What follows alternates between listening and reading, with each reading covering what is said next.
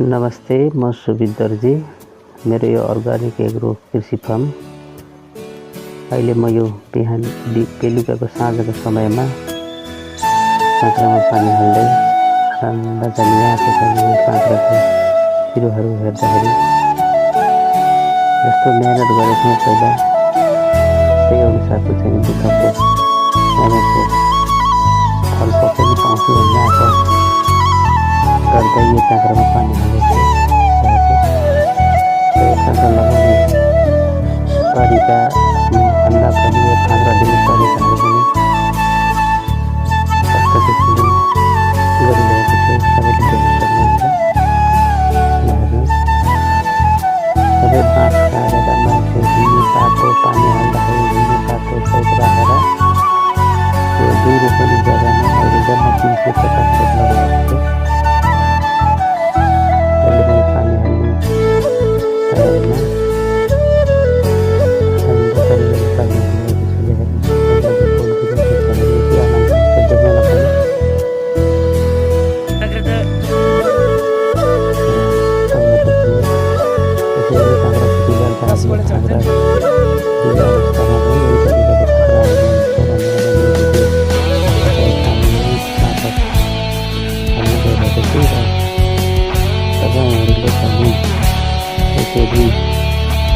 Control लगाउँदा जमिन potential रहेको छ भन्दा भित्र हाल्दाखेरि पानी हाल्न अप्ठ्यारो, फल टिप्न अप्ठ्यारो, मलजल गर्न अप्ठ्यारो भएको कारणले मैले चाहिँ काँक्रा हाल्नुपर्छ भनेर पनि एउटा नमुना देखाउन गइरहेको छु। खासै धेरै लगानी पनि लाग्दैन,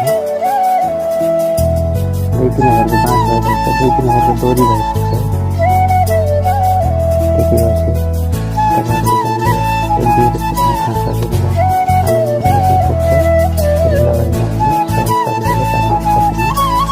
मल्चिङको आवश्यकता हुन्छ, त्यसैले धन्यवाद छ।